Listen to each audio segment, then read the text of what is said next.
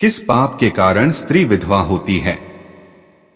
नमस्कार मित्रों, आइए जानते हैं कौन सी स्त्री जल्दी और किस कारण से विधवा हो जाती है। मित्रों, यह जानने के लिए वीडियो को लास्ट तक देखें।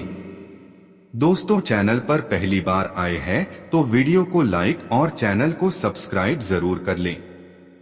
दोस्तों, चलते हैं वीडियो की ओर।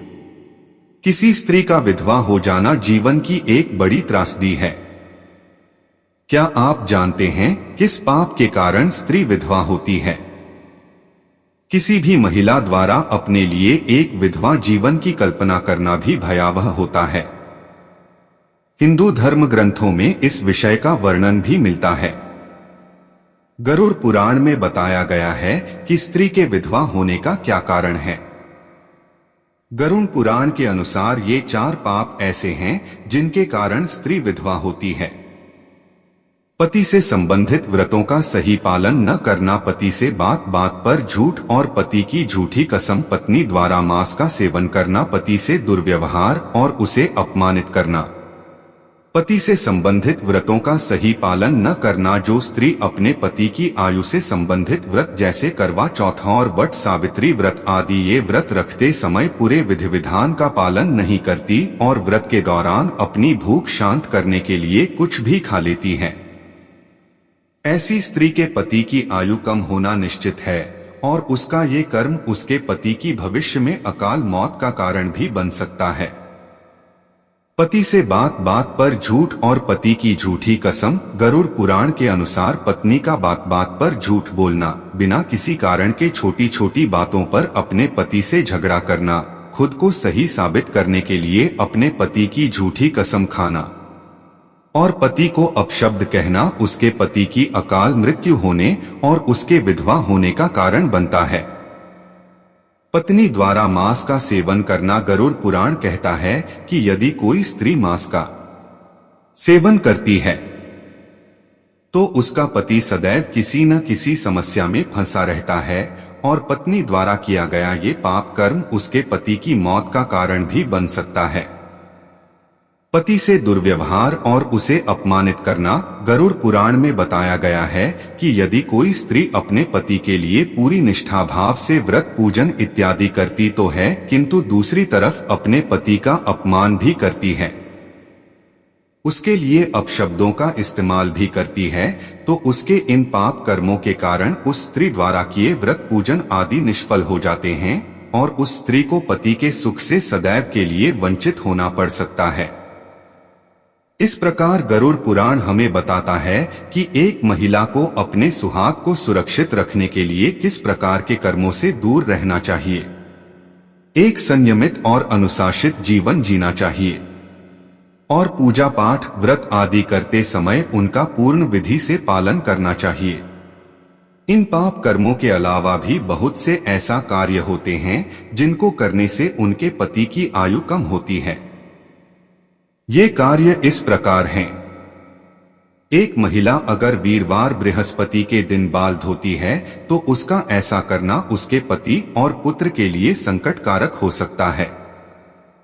जो महिलाएं अपने सुहाग की निशानी जैसे मंगलसूत्र और सिंदूर को अपने रोजमर्रा के जीवन में धारण नहीं करती, उन महिलाओं का यह कार्य उनके पति की आयु पूरी होने से पहले ही उनकी मृत्यु का कारण बन सकता है।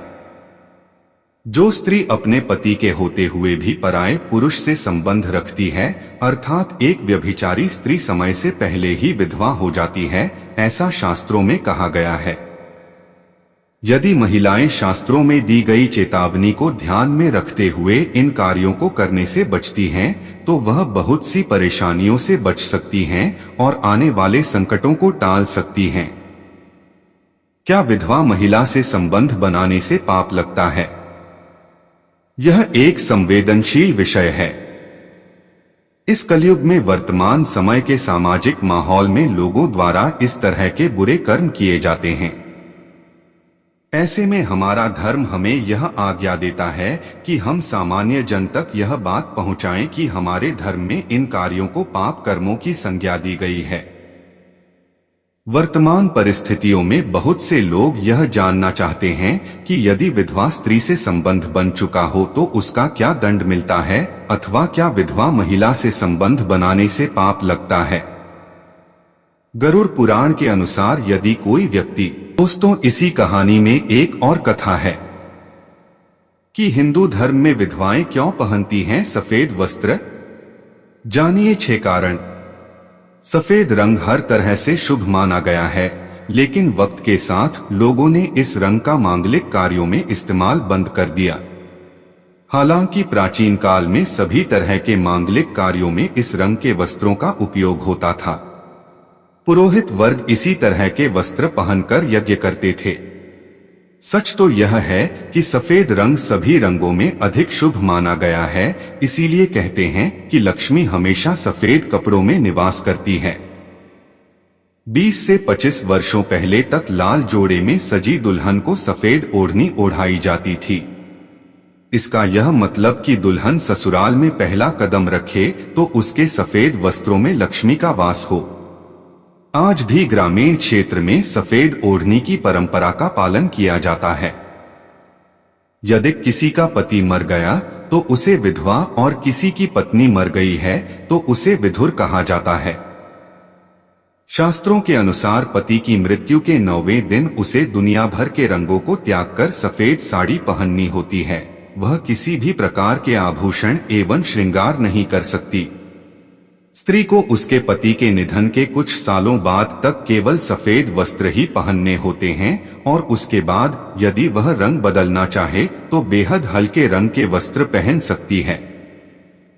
हिंदू धर्म में तलाक या पति की मौत के बाद फिर से विवाह करने के बारे में स्पष्ट निर्देश नहीं दिए गए हैं। हिंदू धर्मानुसार विवाह को बहुत ही महत्वपूर्ण विषय मानकर बताया गया है कि विवाह कब, किससे और कैसे करें। विवाह सोच समझकर करें। विवाह करने के पहले दोनों पक्ष की कुंडली अच्छे से परख लें, फिर विवाह करें। कई तरह की जांच के बाद ही विवाह करने की सलाह दी जाती है, ताकि आगे चलकर इस रिश्ते में किसी भी प्रकार का व्यवधान न हो। लेकिन वर्तमान में विवाह और प्रेम विवाह बहुत ही सरल प्रक्रिया बना दी गई है, और तलाक कठिन, जबकि इसका उल्टा होना चाहिए, तभी संबंध पुख्ता हो पाता है। मित्रों, विधवा विवाह किया जा सकता है। प्राचीन काल की परंपरा में और पौराणिक इतिहास में विवाह और संबंध विच्छेद के किस्से पढ़ने को मिलते हैं। उत्तर भारत के ग्रामीण इलाकों में विधवा विवाह का प्रचलन है, जिसे नाता कहा जाता है। कोई स्त्री पुनर्विवाह का निर्णय लेती है तो इसके लिए वह स्वतंत्र है। अब लोगों की सोच बदल रही है, इसी कारण आज विधवाओं को भी समाज में बराबरी का सम्मान दिया जा रहा है। कोई जरूरी नहीं कि हर नियम कानून से लोगों का फायदा हो।